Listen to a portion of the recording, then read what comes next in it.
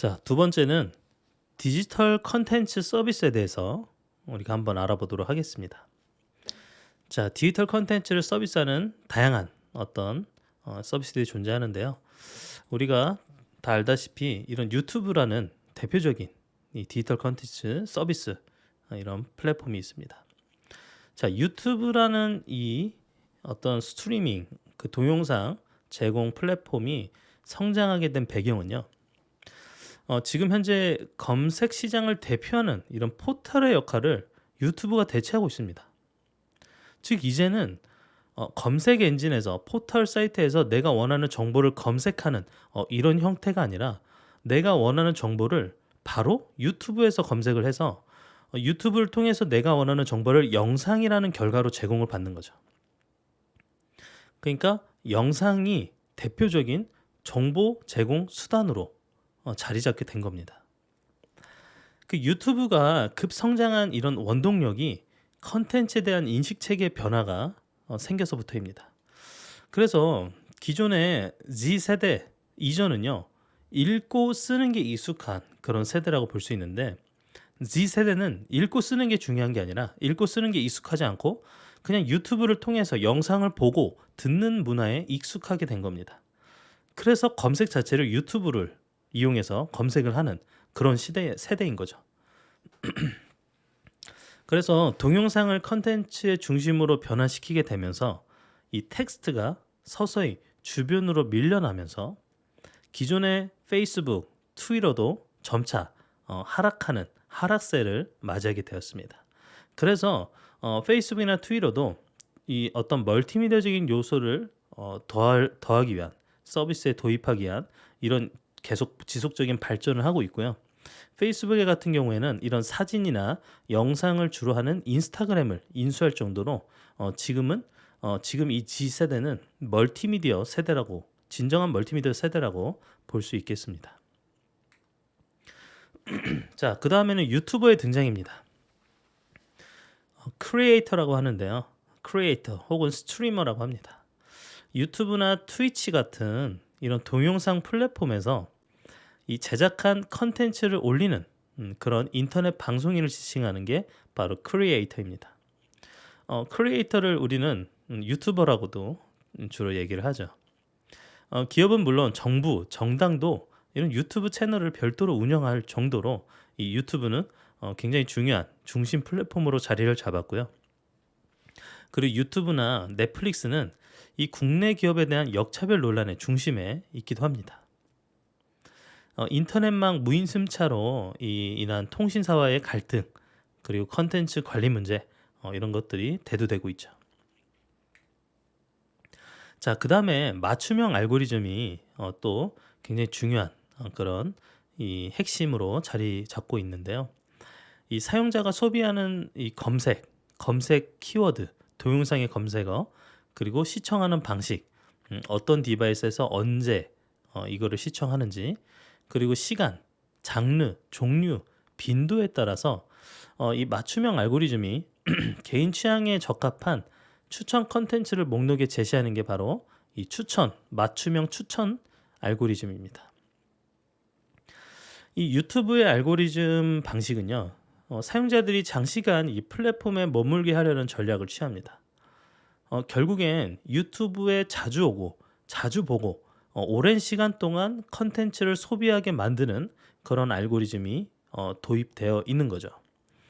이런 유튜브의 추천 알고리즘은 대표적으로 그 사용자의 성향에 맞게 개인화된 이런 추천을 제공을 해주고 있습니다. 유튜브에 머무는 시간이 많으면 많을수록 유튜브는 어떠한 이득이 있을까요? 유튜브는 대표적으로 이 광고 수익을 가지는 광고 수익으로 그 수익을 얻어가는 그 비즈니스 모델을 가지고 있습니다. 그렇기 때문에 오랜 시간 유튜브에 머물수록 이 유튜브의 영상에 포함되어 있는 광고의 시청 시간이 늘어나고 그를 통해서 이 광고 수익을 얻어가는 그런 수익 자체가 극대화되기 때문에 되도록 많은 시간 머물게 하는 것이 중요한 그런 알고리즘이 되겠죠. 근데 이런 맞춤형 추천 알고리즘 기능 때문에 이런 문제는 이 알고리즘은 자신의 취향과 다른 컨텐츠는 시청하기 어려진다는 그러한 점이 있겠습니다. 그런 점이 문제가 되기도 합니다. 그래서 점차 자기의 취향이 좀 편향되어지는, 자신의 취향으로 편향되어지는 그런 형태의 좀 소셜 딜레마에 빠지게 되는 그런 부분이 있겠습니다. 따라서 이 사용 시간을 좀 증가시키기 위해서 좀 더 자극적인 맞춤형 컨텐츠, 그리고 가짜 뉴스, 자극적인 가짜 뉴스를 노출하는 경우가 많이 있습니다. 자, 그리고 대표적인 OTT 사업자가 바로 넷플릭스인데요. 넷플릭스는 기존의 온라인 주문 방식과 우편으로 배달하는 이런 DVD 대업으로 출발을 했습니다. 여러분들 잘 이해가 안 될 텐데요.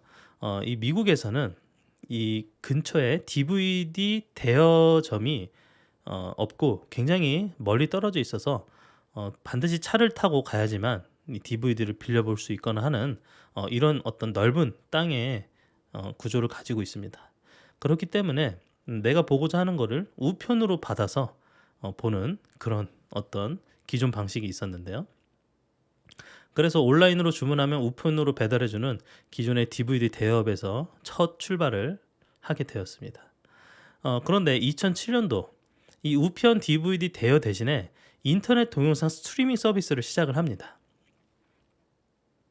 그래서 매달 $8 정도의 가격을 지불하면 소비자와 그리고 소비자들이 원하는 영화, 드라마 등의 컨텐츠를 연결하는 서비스를 했던 거죠. 지금 현재 이 넷플릭스에는 약 4,200만 장 이상의 영상물을 보유하고 있고, 그리고 전 세계 1억 6천만 명이 넘는 가입자를 바탕으로 해외 서비스를 확대하고 있습니다. 계속해서 지속적으로 이 가입자를 확대해 나가고 있죠. 자, 그리고 넷플릭스에서도 중요한 이런 추천 알고리즘이 도입이 되어 있는데요. 바로 시네매치라는 그런 알고리즘이 있습니다. 넷플릭스만의 이런 차별화된 핵심 가치로 소비자가 80% 이상 만족하는 그런 컨텐츠 추천 알고리즘입니다. 이 지금 현재 넷플릭스에 존재하는 굉장히 방대한 빅데이터를 이용해서요. 소비자가 이 평점을 레이팅했던 그 평점을 기반으로 영상 패런을 분석해서 사용자 취향에 적합한 영상을 추천하는 그런 형태입니다. 그리고 소비자의 참여에 따라서 이런 데이터를 분석해 더 정확한 추천이 가능하다는 측면에서 이런 네트워크 이펙트, 네트워크 효과를 가진다고 볼 수 있겠습니다. 즉 소비자가 늘어나면 늘어날수록, 그리고 거기에 따라서 레이팅을 하면 할수록, 그리고 유사한 사용자가 많아지면 많아질수록 좀 더 정확한 이런 추천이 가능해지게 되겠죠. 자, 넷플릭스의 마케팅은요. 이 마케팅적인 요소로 바로 행동 경제학. 이 사람들의 행동 변화는 여러 선택지가 있을 때 합리적인 경우와 감정적인 경우로 나타나는 결과, 바로 행동 경제학입니다. 그래서 넷플릭스는 이 화면 구성 자체가 그리고 마케팅까지 바로 소비자들의 행동을 적극적으로 활용을 하는 형태로 수행이 됩니다.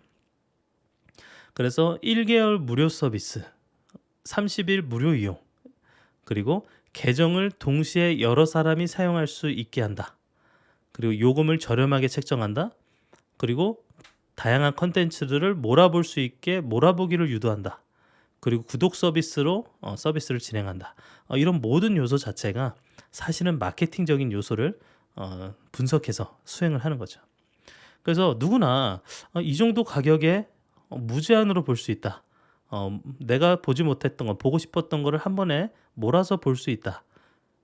그리고 다양한 디바이스에서 그리고 나 혼자가 아니라 가족이 같이 여러 명이 이런 어떤 마케팅 요소가 넷플릭스에는 많이 존재하고 있죠. 그리고 컨텐츠를 통한 이 플랫폼 차별성을 강화하기 위해서 넷플릭스가 넷플릭스만의 이 컨텐츠를 확보하기도 하고 있습니다. 즉, 이 단순한 그 스트리밍 서비스만 제공하는 게 아니라 컨텐츠를 제작하는 그런 업체로 이렇게 변모하고 있는 거죠. 자, 그 다음에는 뉴트로라는 개념입니다. 자, 뉴트로, 이 용어 바로 기성세대의 경험과 기억을 젊은 세대들이 재발견하면서 이 기성세대들은 자신들의 경험과 기억들이 지금 현재 젊은 세대들은 알지 못하는 그런 경험과 기억들을 가지고 있죠. 근데 젊은 세대들이 그 기성세대의 경험과 기억을 재발견을 하는 겁니다. 그래서 그거에 대한 어떤 자신의 취향으로 그것들을 즐기고 기존의 기성세대들이 즐겼던 이 레트로와는 구별된 형태, 그래서 뉴트로라는 그런 신조어가 개발이 됐습니다. 그래서 기성세대는 뉴트로 컨텐츠를 이런 B급 컨텐츠나 비주류로 취급을 하는데 10대들은 그렇지 않은 거죠. 레트로가 기억의 공통분모를 바탕으로 체험과 기억을 소환한다면 이 뉴트로의 차별성은 정체성을 의미하게 됐습니다. 뉴트로 세대는 현재의 정서, 감성으로 이해할 뿐이고 자신의 생각과 일치하면 문화적으로 빠르게 수용하는 그런 특성을 가집니다. 그래서 어떤 기존의 옛날 제품들을 부활시키거나 그리고 옛날 어떤 컨텐츠들을 옛날 어떤 그 음악들을 다시 새로운 형태의 어떤 뉴 트로로 다시 제공을 해주는 거죠. 자, 그 다음에 스낵 컬처와 틱톡인데요. 이 출퇴근 시간, 휴식 시간 같은 5분에서 15분 정도의 짧은 시간에 마치 스낵, 그 과자를 먹듯이 간편하게 이런 문화 컨텐츠를 소비하는 현상입니다. 그래서 보통 어떤 이동 시간, 화장실에 가는 시간, 뭐 휴식 시간 이런 짧은 시간에 소비하는 그런 컨텐츠가 인기를 끌게 되었습니다. 그래서 이런 스낵 컬처의 확산으로 인해서 대량의 정보, 장시간의 영상은 이 소비자들이 건너뛰는 현상이 나타나면서 컨텐츠의 길이가 점차 짧아지게 되었습니다. 그래서 오늘날 소비자들은 이 메시지보다 무료함을 달래줄 10분 이하의 컨텐츠를 찾게 되는 거죠. 그래서 틱톡과 같이 짧은 길이의 영상을 공유하는 이런 동영상 플랫폼이 생길 정도로 최근에는 이러한 짧은 컨텐츠 소비를 즐기는 그런 소비자들이 늘어나는 거죠. 그리고 틱톡이 제시하는 어떤 특정 주제가 있어서 그 주제를 따라 사용자들이 컨텐츠를 제작해서 올리는 마치 어떤 챌린지를 통해서 사용자가 이 창의력을 발휘하게 되는 그런 형태로 서비스를 제공하고 있습니다. 자, 다음은 이 온라인 PC 게임입니다. 이 1994년도 국내 최초의 머드게임, 이 머드게임 바로 대표적인 이 멀티 유저 게임이죠. PC 통신망을 통해서 상용화되면서 온라인 게임 시대가 열리게 되었습니다. 이 머드게임에 그래픽 요소를 첨가해서 그래픽 기반으로 진행되는 그런 머드게임이 출시돼서 1996년도까지 성장을 하게 되었습니다. 자, 그리고 90년대 후반에 이 온라인 게임들이 이 무협과 가상세계 등을 주로 다루었다면 이제 배경만 다르고 모두 롤플레잉 장르에 국한된 그런 점이 있습니다. 그리고 이제 99년도에 포트리스가 인기를 끌게 되었고, 그리고 퀴즈가 성공을 하면서 기존의 어떤 롤플레잉 장르에만 국한되어 있던 이 게임의 한계를 장르 다변화로 더 폭넓은 가능성을 보여줘 이 온라인 PC 게임이 성장을 하게 되었습니다. 그리고 2000년대에서는 이 국내 온라인 게임의 개발 능력이 그리고 서버 기술이 세계적인 수준에 도달을 하게 되었습니다. 그래서 넥슨이랑 NC소프트가 바람의 나라 그리고 리니지로 해외 수출을 시작하면서 점차 수입국에서 수출국으로 변하는 그런 계기가 되었습니다. 그래서 오히려 좋은 재미난 그런 인기 있는 게임을 잘 만드는 그런 수출국이 된 것이죠. 자, 그리고 모바일 게임의 성장입니다. 이 스마트폰이 굉장히 높은 보급률을 가지게 되고, 그리고 스마트폰 자체가 불과 몇 년 전에 PC 수준의 스펙으로 고사양화로 스마트폰이 PC 수준의 그래픽을 구현하는 게 가능해지면서 이 모바일 게임이 급속도로 성장을 하게 되었는데요. 그 5G 이동통신의 등장으로 고화질 게임을 또 끊김없이 진행을 할 수 있게 되었습니다. 그러니까 이제 이 모바일 시대의 게임은 문화인 것과 같이 문화인 동시에 사회 현상으로도 자리를 잡게 된 거죠. 그래서 청소년 세대에서 게임은 친숙한 여가 활동이자 친구들과의 의사소통을 하는 그런 도구로 자리 잡게 됩니다. 자, 그리고 이 정체되는 모바일 게임인데요. PC 게임과 달리 모바일 시장은 거의 이 유사한 국산 MMORPG 게임들 그리고 수집형 RPG가 좀 독점을 하고 있고요. 그리고 최근 출시된 이 모바일 게임들이 좀 모두 좀 비슷하고 어떤 새로운 변화가 일어나지는 않고 있습니다. 그리고 특정 게임이 매출과 흥행을 주도하고요. 그리고 게임 발행사들이 매출에만 좀 집중을 해서 새로운 시대는 좀 소홀한 그러한 좀 이유가 있습니다. 자, 그래서 모바일 게임의 좀 역사를 보면요.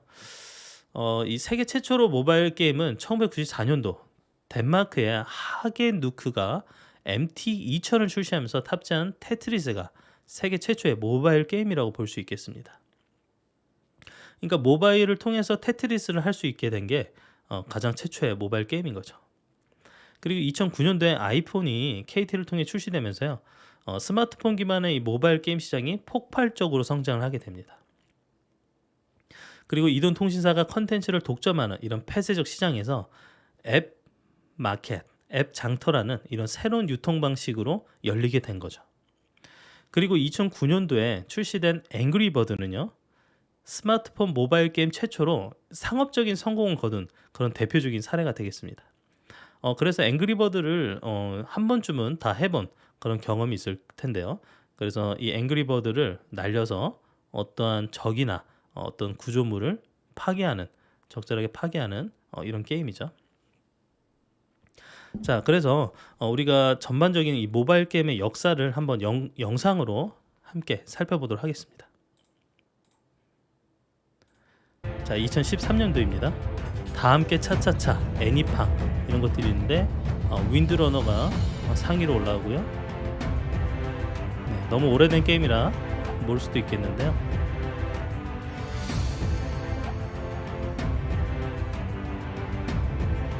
네, 쿠키런, 마구마구 야구 게임이 이제 상위로 올라오고 애니팡.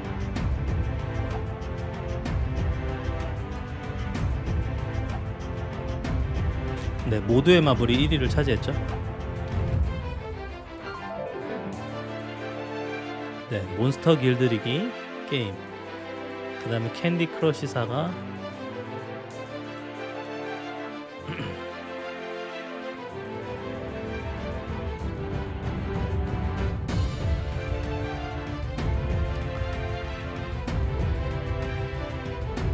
네, 애니팡 2가 나와서 또 인기를 끌고요.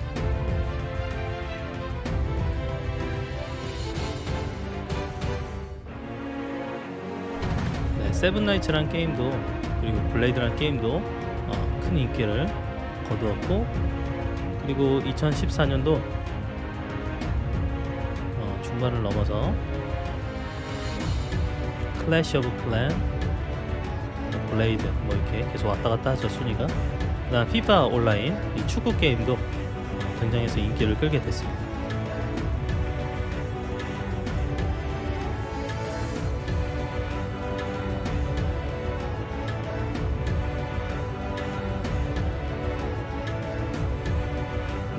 레이븐이란 게임이 급속도로 1위를 차지하고, 그리고 뮤 오리진이란 게임도 인기를 거두고요.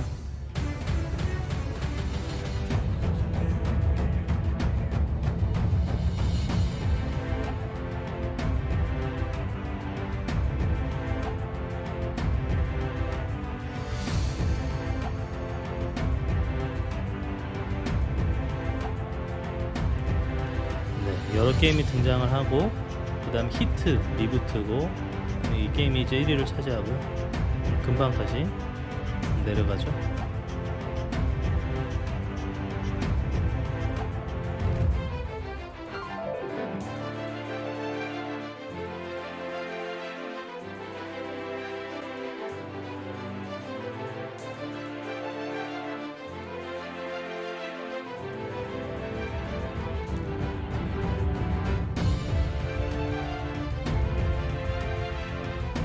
스톤에이지라는 게임이 또 1위를 차지하다가 금방 3위 아래로 밀려나고,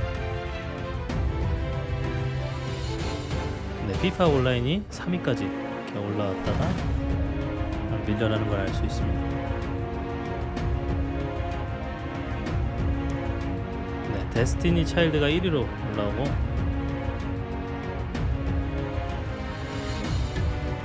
그 이후에는 리니지 2 레볼루션이 1위로 올라오게 됩니다. 그리고 포켓몬고가 한때 굉장히 인기를 끌었었죠.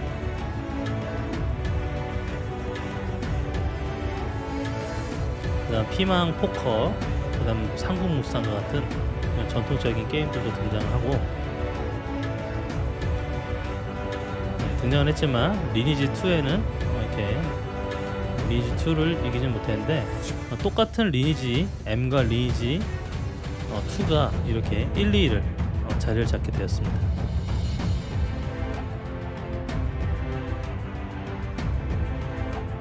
네, X라는 게임도 등장을 했고 열혈경우라는 컨텐츠로 게임이 등장하기도 했고요. 그다음 테라엠, 오버히트와 같은 게임이 등장을 해서 상위에 랭크를 하기도 했습니다. 그런데도 이제 리니지 게임이 이렇게 1, 2를 차지할 정도로 인기를 많이 가지고 그리고 검은 사막 모바일이 잠깐 2위를 차지를 했고요.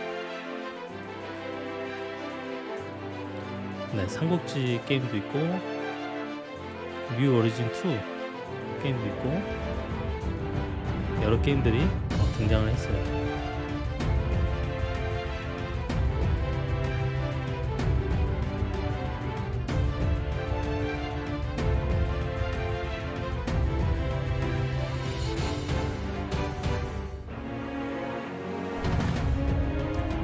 네, 그래도 이 리니지가 상위로 계속 차지하고 블레이드 소울 레볼루션이 이렇게 또 2위까지 올라왔었는데요.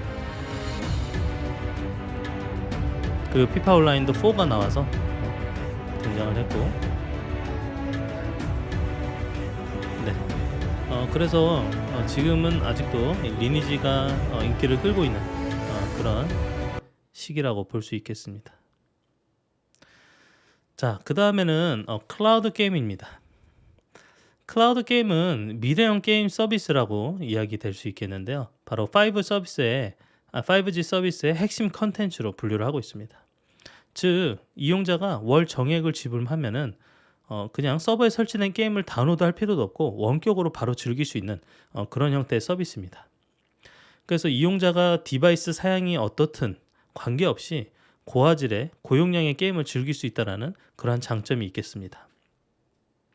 그리고 인터넷을 통해서 데이터가 송수신되기 때문에 그냥 이용자의 버튼 조작이 게임에 지연되어 반영되므로 초고속 통신인 5G가 필수적인 요소라고 볼 수 있겠습니다. 삼성의 플레이 갤럭시 링크, 그리고 구글의 스타디아, 그리고 마이크로소프트의 엑스클라우드, 그리고 소니의 플레이스테이션 나우, 이런 서비스들이 대표적인 클라우드 게임을 위한 이런 서비스라고 볼 수 있겠습니다. 자, 그 다음은 멀티 플랫폼인데요. 그냥 하나의 게임 컨텐츠를 모바일에서도, 그리고 PC에서도, 그리고 콘솔에서도 즐길 수 있는, 이런 다양한 디바이스에서 즐길 수 있는 이런 멀티 플랫폼이 또 인기가 있습니다. 그래서 PC에서 시작해서 모바일과 콘솔로 확장한 이 검은 사막이 대표적인 성공작이라고 볼 수 있겠습니다. 그래서 모바일 게임이 4K 해상도를 지원하고요.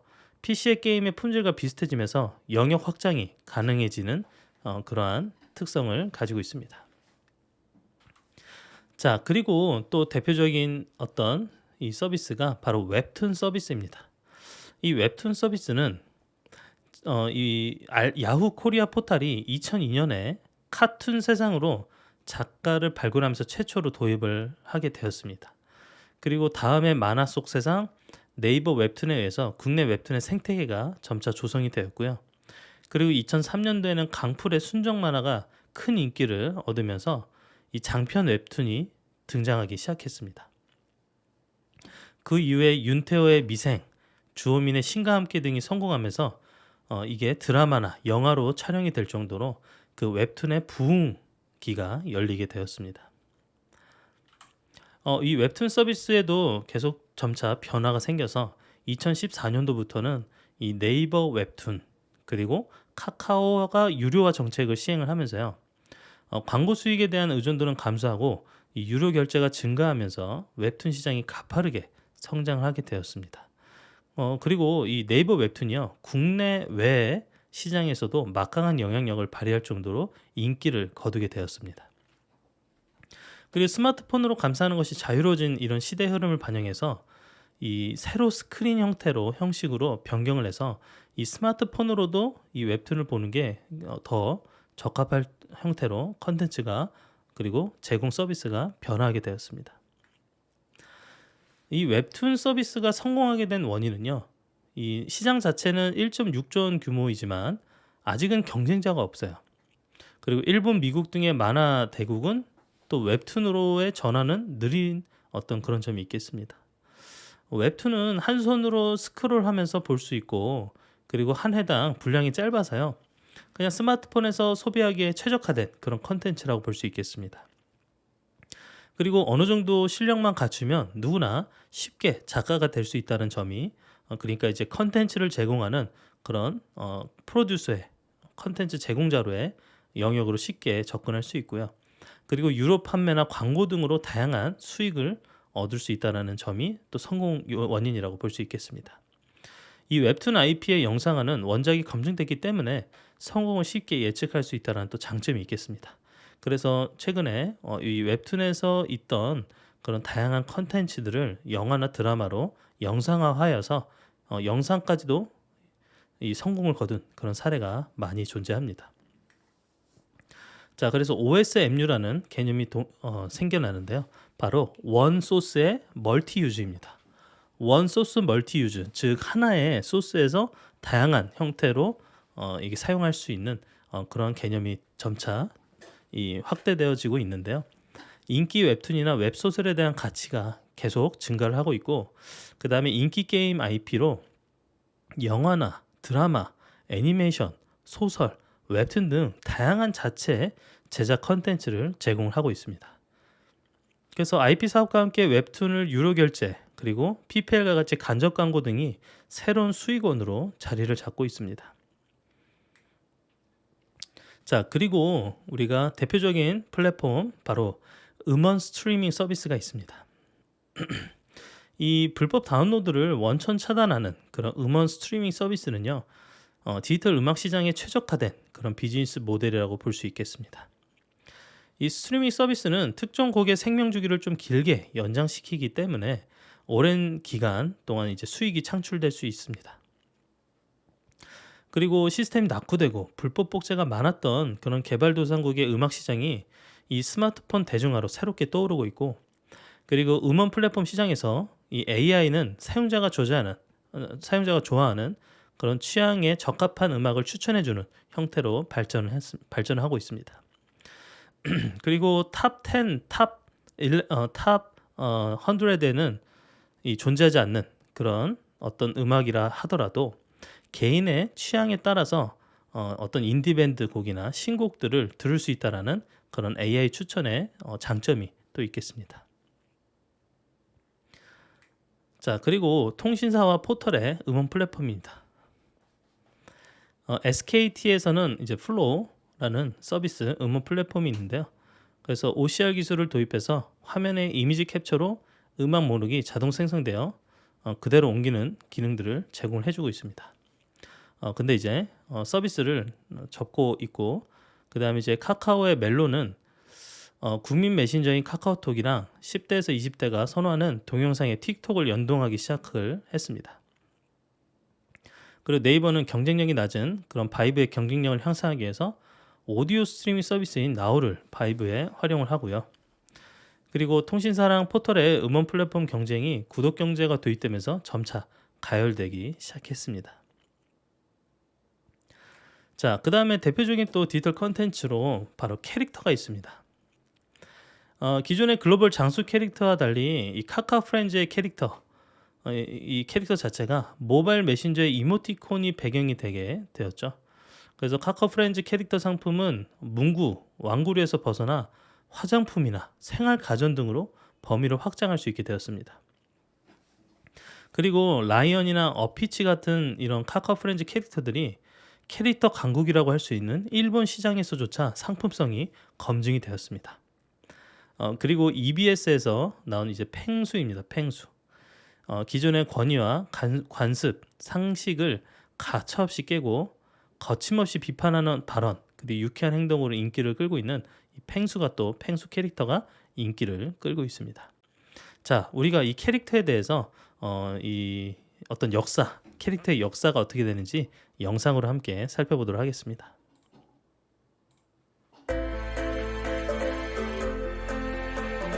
여러분들 알지 모르겠지만 곰돌이 푸와 미키마우스가 대표적인 오리지널 그런 캐릭터라고 볼 수 있겠습니다.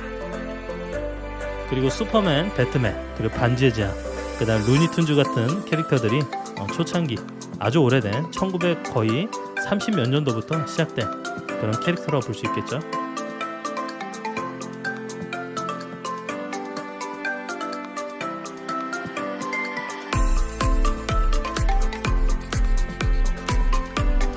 토마스와 친구들 굉장히 오래됐는데 기차 앞에 이렇게 사람 얼굴 같이 붙여서 캐릭터화 했던 그런 또 재미난 캐릭터가 있었고요.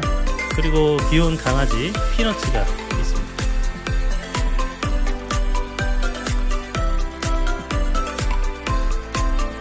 그 다음 제임스 본드도 대표적인 어떤 캐릭터 중에 하나죠. 네, 머펫이라는 캐릭터도 있고요.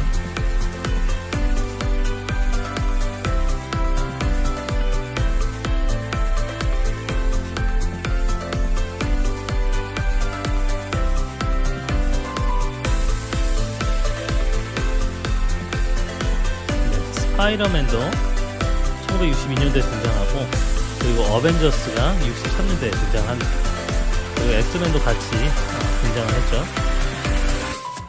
그리고 울트라맨, 그 다음 스타트랙, 미션 임파서블과 같은 이런 캐릭터들도 등장하고, 점프 코믹스가 또 등장을 합니다.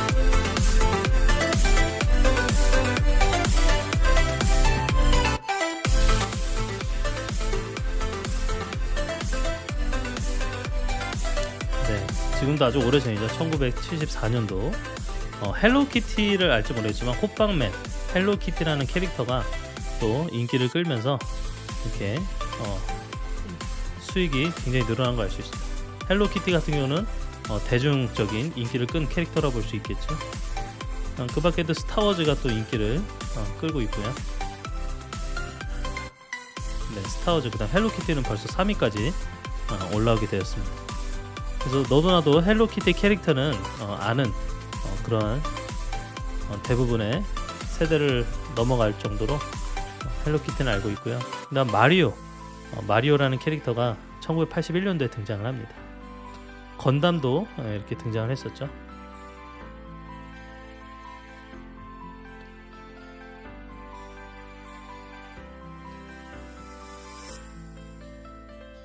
네, 마리오도 이렇게 급속도로 성장했고, 헬로키티도 굉장히 큰 성장을 거두었죠. 그 다음 트랜스포머도 1984년도부터 캐릭터가 등장을 했습니다. 그리고 드래곤볼이 1983년도에 등장을 했었고, 포켓몬스터 1996년도에 등장한 포켓몬스터가요 굉장히 큰 인기를 거두면서 빠르게 이렇게 상위로 치고 올라오는 걸 알 수 있습니다.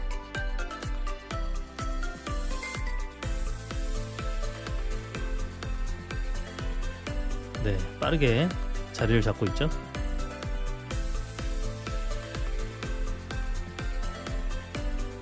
네, 디즈니 공주. 네, 2000년대 디즈니 공주 시리즈가 있고, 해리포터가 1997년도에 등장을 해서 상위에 랭크가 됐습니다. 바비 인형인 1987년도에 바비 인형도 인기를 끌었고요. 지금 현재 포켓몬스터가 3위까지 올라왔죠.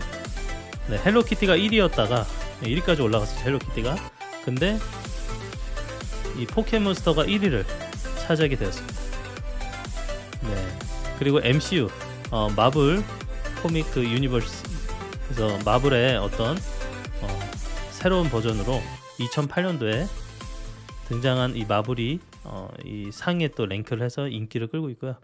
2020년도에까지를 보면은 이 포켓몬스터가 굉장히 큰 인기를 거두어서 성공했던 걸 알 수 있겠습니다. 그래서 포켓몬스터, 헬로키티, 그리고 1924년도에 곰돌이 푸가 오랫동안 이렇게 인기를 끌었고, 미키마우스도 마찬가지로 인기를 가지고 있는 걸 알 수 있습니다. 자, 이렇게 해서 캐릭터의 어떤 역사를 한번 살펴봤고요. 자, 그 다음에는 이모티콘의 개념입니다. 여러분들 이모티콘 자주 사용하시죠? 근데 이모티콘이 어떤 의미를 가지고 있냐면, 이 감정, 이모션이라는 그 감정을 뜻하는 그 뜻과, 그리고 조각을 뜻하는 아이콘, 그래서 이모티콘이라고 이렇게 결합된, 합쳐진 용어입니다.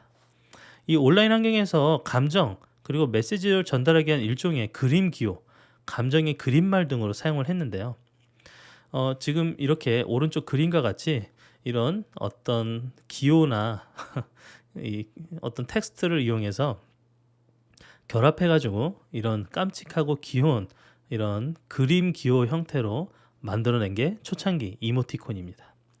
그래서 단순히 감정을 전달하기 위한 이 도구였던 이런 이모티콘이 최근에는 주요 마케팅 전략으로 활용이 되고 있습니다. 국내에서 가장 먼저 사용된 이모티콘은 바로 이렇게 웃는 표현의 스마일리 이 기호라고 볼 수 있겠습니다.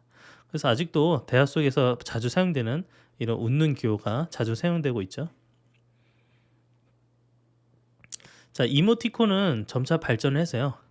2G, 3G 폰에서는 그냥 이렇게 웃는, 그리고 눈물, 그리고 이렇게 찡그리는 이런 특수기호를 이용한 단순한 형태에서 뭔가 전달하는 감정도 좀 제한적이었던 그런 시대였는데요. 근데 최근에는 이 소리도 포함하고, 그리고 간단한 애니메이션 효과도 접목된 그런 이미지 등이 다양한 형태로 발전을 하게 되었습니다. 지금 보면 대표적으로 이 카카오톡의 다양한 이런 이모티콘들을 볼 수 있는데요.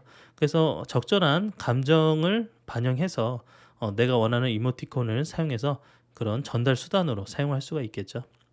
그리고 이모티콘 전문 제작 업체가 다양한 컨텐츠를 이모티콘으로 제작을 하면서요. 이 이모티콘 산업 자체가 양적, 질적으로 발전을 하게 되었습니다. 그리고 이모티콘이 보편화되면서 이런 플랫폼 업체의 매출 향상에도 크게 기여를 하게 되었습니다. 자, 그러면 우리가 영상으로 과연 이모티콘을 왜 사용하는 것인지를 한번 살펴보도록 하겠습니다. 영상 통화를 하기 힘들 땐 모바일 메신저를 통해 친구들과 소통을 이어가는데요. 이때 대화의 주된 도구는 딱딱한 텍스트가 아닌 그림말, 즉 이모티콘입니다. 이모티콘은 인터넷상에서 감정이나 메시지를 전달하기 위한 일종의 그림 기호를 말하는데요. 감정을 뜻하는 이모션과 조각을 뜻하는 아이콘을 합친 말에서 유래됐다고 하죠. 최초의 이모티콘은 바로 이것. 컴퓨터 기호를 사용해 사람의 웃는 표정을 표현한 건데요. 1982년 카네기 멜론 대학교의 스콧 헬만 교수가 처음 사용한 것으로 알려져 있습니다. 우리나라도 초창기에 사용된 이모티콘은 바로 이 두 가지인데요. PC통신에서 자주 사용됐습니다. 이후 이모티콘은 꾸준히 인기를 끌며 대표적인 소통의 도구로 진화해왔는데요. 지금까지 이모티콘을 구매한 사람은 약 2,100만 명. 한 달 평균 이모티콘 발송량만 약 23억 건에 달하는 것으로 나타났습니다. 예린 씨만 봐도 대화의 절반 이상을 이모티콘으로 채우고 있는데요.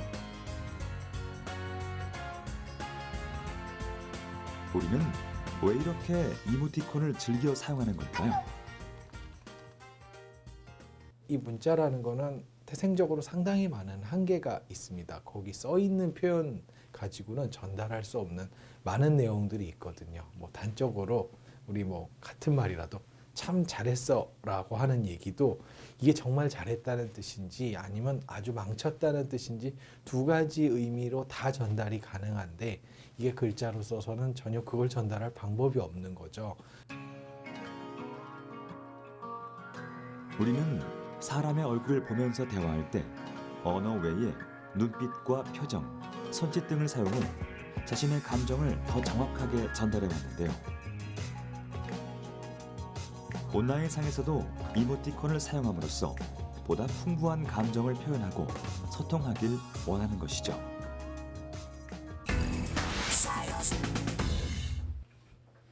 네, 이렇게 이모티콘은 기존 텍스트로는 포함할 수 없는 이런 다양한 내용들을 감정까지도 포함하는 형태로 제공되는 그래서 다양한 이모티콘이 지금 현재 사용이 되고 있고요. 자, 그 다음에는 가상현실입니다. 이 VR, Virtual Reality를 줄여서 VR로 이렇게 사용을 하는데요. 이 현실의 특별한 환경 그리고 상황을 이 컴퓨터 기반의 인공으로 모방, 표현해서 창조한 가상 세계라고 볼 수 있겠습니다. 그래서 사용자가 인간의 오감 중에서 시각, 청각, 촉각 등을 사용해서 이 사이버 공간을 현실처럼 인식하고 상호작용하게 하는 그런 기술입니다. 이 VR 개념은 1968년도에 미국의 아이번 서더랜드 교수가 VR 헤드셋 이 HMD를 최초로 구현하면서 시작이 됩니다. 이 헤드 마운티드 디스플레이인데요. 그러니까 머리에 장착해서 우리가 볼 수 있는 이런 디스플레이 형태라고 이거를 최초에 구현을 68년도에 했고요. 그리고 VR 헤드셋 HMD의 기본 구조는요. 2개의 렌즈, 스크린, 그다음 사운드 출력 장치, 입력 장치로 구성이 되어 있습니다. 이 눈동자에 2개의 이미지를 보여주고 그리고 그 시간 차이를 인식해서 뇌는 거리와 방향 등을 파악하여 입체감을 느끼는 형태로 이 가상현실에 접속을 하는 것처럼 느껴질 수 있고요. 그리고 최근에 VR 기술이 이제 비약적으로 발전해서 어떤 고성능의 하드웨어 성능 그리고 3D 그래픽 기술을 바탕으로 빠르게 성장을 해나가고 있습니다. 이 가상현실은 어떻게 활용을 하고 있냐면 이제 코로나19 사태가 있었는데 그 19 사태를 사회적 거리두기가 진행되는 과정 가운데 이 가상현실이 새로운 어떤 대안으로 주목을 받게 되었습니다. 비대면 접촉을 좀 선호하게 되면서 이 VR 컨퍼런스라는 새로운 개념이 등장해서 대면이 아니라 비대면으로 이 컨퍼런스를 진행하는 형태로 이 개념이 등장하기도 합니다. 그리고 미디어 산업에서는 360도 VR 영상 제작 업체가 등장하면서 이 유명 가수의 콘서트를 이 360도로 생중계하기도 하고요. 그리고 의학 분야에서도 특정 부위의 운동 능력이 약해진 환자나 그리고 고소공포증이 있는 환자 치료에 VR 영상을 활용하기도 합니다. 자, 그리고 증강현실인데요. 이 가상현실인 이 VR과 달리 이 증강현실은요. 현실에 존재하는 대상에 대해서 이 컴퓨터 기술을 이용해서 사용자에게 추가적인 정보를 제공해주는 그런 기술입니다. 책에 인쇄된 코드를 이용해서 스마트폰에 탑재된 앱으로 해독할 때 그 책에서 그 코드 위에 추가적인 영상이나 정보를 제공을 해주기도 하고요. 그리고 스마트 안경을 쓰고 현실의 건물을 바라보면 건물에 대한 정보를 제공을 해주기도 합니다. 현실에 대한 부가 정보의 기능을 수행한다는 점에서 기존의 가상현실과는 차이가 있다라고 볼 수 있겠죠. 자, 증강현실은 어떤 식으로 활용이 되냐면 이 가구업체가 스마트폰 앱을 통해서 필요한 가구를 집안에 한번 배치를 해보는 겁니다. 그런 AR 서비스가 있고요. 그리고 증강현실 기반의 3D 가상 피팅 시스템으로 그 디지털 거울이 신체 사이즈를 측정해서 의상을 3D 이미지로 구현을 해서 보여주는 그런 형태로 증강현실이 또 사용이 됩니다. 그리고 안경 형태의 스마트 글라스는 각종 매뉴얼 그리고 정보를 탑재해서 실시간으로 작업 활동 상태를 확인하게 해주고요. 그리고 국내 이동통신 3사가 VR, AR이 이 5G 시대의 킬러 컨텐츠라는 판단으로 이 5G와 연계한 VR, AR 서비스를 대거 공개하기 시작했습니다. 자, 그리고 가상 증강현실 컨텐츠로는 이렇게 가상현실에서 직접 게임을 즐기는 게임 컨텐츠 그리고 서로 소통하거나 서로 함께 이렇게 플레이할 수도 있고요. 그리고 지금 이렇게 증강현실을 통해서 내가 현재 위치하고 있는 그 위치에서 내가 그 근처에 지역 어떤 상점 정보들을 이렇게 증강현실로 살펴볼 수도 있고요. 그 다음에 헤드업 디스플레이를 통해서 이렇게 자동차 운전 중에 이렇게 내비게이션 역할을 이렇게 유리에 뿌려주는 이런 증강현실도 점차 이 사용자들이 확대되고 있습니다. 그래서 이 AR 이 컨텐츠는요, 어떤 스마트 글래스나 이런 걸 통해서 다양하게는 이 카메라 내가 보고 있는 부분과 증강현실을 해야 되는 그 부분에 대한 카메라 보정, 그리고 카메라가 내가 이동한 거를 반영하는 그 카메라 트래킹, 그다음에 조밀 3D 복원, 3D로 복원해주는 그런 기능, 그다음에 합성하거나 하는 이런 플러그인, 그리고 AR 컨텐츠들의 이런 부분으로 이렇게 사용이 되어지고 있고요. 자, 그래서 우리가 증강현실 그리고 가상현실에 대한 이런 내용들을 좀 영상으로 한번 살펴보도록 하겠습니다. 올해 초부터 본격적으로 시작된 신종 감염병 코로나19는 우리의 일상을 완전히 바꿔놨습니다. 아이들은 학교 대신 집에서 원격 수업을 하고 어른들 역시 회사 대신 집에서 화상으로 회의를 하고 원격으로 업무를 보고 있습니다. 코로나19는 이렇게 뜻하지 않게 대면 문화에서 비대면 문화로 언택트 시대를 한 발 앞당겼습니다. 그리고 이 시기 무엇보다 주목받고 있는 기술이 있으니 직접 만나지 않아도 마치 옆에 있는 것 같은 기술, 현실보다 더 진짜 같은 기술, 바로 실감 기술입니다. 어린 시절 누구나 한 번쯤 매직아이를 해보신 적이 있을 겁니다. 눈의 초점을 그림보다 멀리 두거나 초점을 교차해서 멍하게 그림을 보다 보면 어느 순간 평면의 그림이 입체가 되어 튀어나오는 신기한 경험. 그런데 알고 보면 이 매직아이가 일종의 실감 기술이라는 사실 알고 계십니까? 실감 기술이란 가상현실인 VR과 증강현실인 AR을 아우르는 기술로 실감나게 확장된 현실을 창조한다고 해서 확장현실, Extended Reality XR이라고 부르기도 합니다. 그런데 VR, AR 얘기는 많이 들어봤지만 정확한 차이는 무엇일까? 먼저 VR은 가상현실을 뜻하는 버추얼 리얼리티의 약자로 컴퓨터로 만들어 놓은 가상세계에서 마치 진짜 같은 경험을 할 수 있다고 해서 붙여진 이름입니다. 진짜 롤러코스터를 타지 않아도, 번지점프를 하지 않아도 거기가 어디든 VR 특수 안경만 끼면 마치 진짜 롤러코스터를 탄 것 같고 번지점프를 하는 것 같은 경험을 가능하게 만드는 것이 바로 VR입니다. VR의 기본 원리는 초반에 얘기한 매직아이의 원리와 비슷한데 초점을 인위적으로 맞춰 입체적으로 보는 매직아이와 달리 VR은 기기의 힘을 빌려 양쪽 렌즈와 나눠진 화면을 통해 좀 더 편하게 화면을 입체적으로 볼 수 있게 만든 것입니다. 그리고 이 VR의 역사는 생각보다 꽤 오래전으로 거슬러 올라갑니다. 1838년 논문이 하나 발표됩니다. 오른쪽 눈과 왼쪽 눈이 떨어져 있어 각각의 눈에 보이는 이미지 차이로 인해 사람들이 입체감을 느낄 수 있다는 내용이었습니다. 이게 VR과 무슨 상관이야 하실지 모르지만 이 논문으로 인해 사람들은 입체적으로 볼 수 있는 3D에 관심을 가질 수 있게 됐고 이후 이 원리와 사진수를 겹합시킨 새로운 물건 하나가 발명될 수 있었습니다. 바로 의학자이자 시인 겸 평론가인 올리버 웬들 홈스가 발명한 입체경이었습니다. 이 입체경이 세상에 나온 이후 본격적으로 VR과 관련된 다양한 기술들이 탄생하기 시작했는데 그중 하나가 1962년 발명가이자 촬영 기사였던 모턴 레오나드 헤일릭이 개발한 센소라마라는 입체 영상 기기입니다. 센소라마는 한마디로 개인용 3D 입체 영화관이라고 할 수 있습니다. 3D 스테레오스코픽 기반의 영상 외에도 스테레오 사운드, 모션과 향기, 바람, 진동 기능까지 갖춘 VR의 원조라고 볼 수 있는 기기였습니다. 그러다 오늘날의 가상현실을 대중화시킨 사람은 미국의 컴퓨터 과학자 제런 레니어입니다. 1985년 VPL 리서치라는 연구소를 설립한 이후 처음으로 가상현실 관련 상품들을 판매하기 시작했는데 이후 1989년 7월 버추얼 리얼리티 시스템인 RB2를 발매하면서부터 본격적으로 가상현실이 대중적인 용어로 쓰이기 시작한 것입니다. 초창기의 VR은 주로 게임이나 영화 같은 엔터테인먼트 분야에서 사용이 됐지만 그 영역은 갈수록 다양한 분야로 확대되고 있습니다.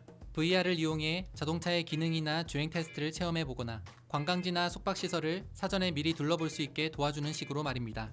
이렇게 VR이 컴퓨터 그래픽으로 만든 가상세계에 마치 실제처럼 몰입할 수 있게 도와주는 기술을 말한다면 AR은 어그멘티드 리얼리티의 약자로 증강현실을 말합니다. 우리가 눈으로 직접 보는 현실에 가상의 정보나 이미지를 더해 다른 경험을 할 수 있도록 도와주는 기술을 말하는데 몇 년 전 큰 인기를 누렸던 모바일 게임 포켓몬고가 바로 대표적인 AR 기술입니다.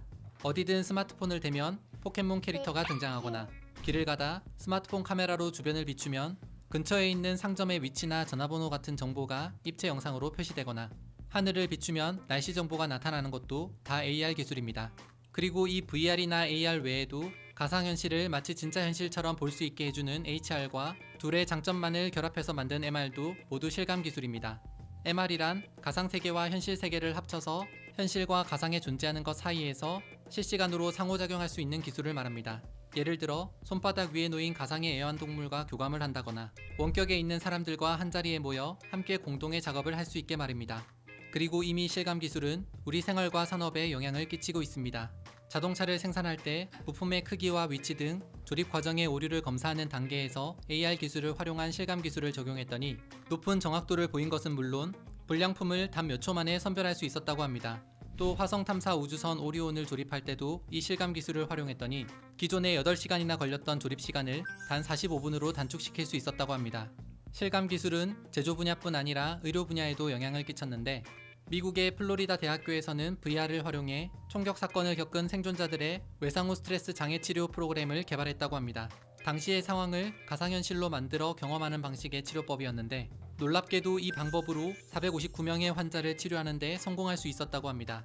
또 영국의 옥스퍼드 대학교에선 VR 기술을 이용해 고소공포증 치료법을 개발, 국제학술지에 소개하기도 했습니다. 실감 기술은 이외에도 공연이나 예술, 금융, 쇼핑, 교육 등 앞으로 더 다양한 산업과 융합해 산업과 사회를 변화시킬 것으로 전망되고 있습니다.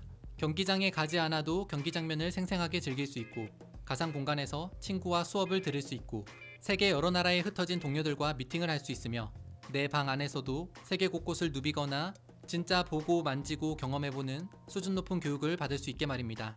이렇게 실감 기술은 포스트 스마트폰 시대를 이끌 핵심 기술로 이미 마이크로소프트나 애플, 구글, 페이스북 같은 대표적인 ICT 기업들은 실감 콘텐츠 생태계 선점을 위해 누구보다 발빠르게 나서고 있습니다. 세계적인 컨설팅 기업인 프라이스 워터하우스 쿠퍼스는 VR, AR 기반의 글로벌 실감 경제 시장이 2030년이 되면 1조 5천억 달러에 달하고 약 2,336만 개의 일자리가 생겨날 것으로 전망하기도 했습니다. 우리나라 역시 지난 2017년부터 혁신 성장 동력 13대 분야의 AR, VR을 선정하며 약 2,440억 원의 정부 R&D 투자를 하고 있으며 최근엔 디지털 뉴딜의 일환으로 실감 기술을 활용한 프로젝트를 추진하는 등 K 실감 기술 산업에 본격적으로 시동을 걸고 나섰습니다. 지금까지 미래의 핵심 산업, 현실보다 더 진짜 같은 기술, 실감 기술에 대해 알아봤습니다.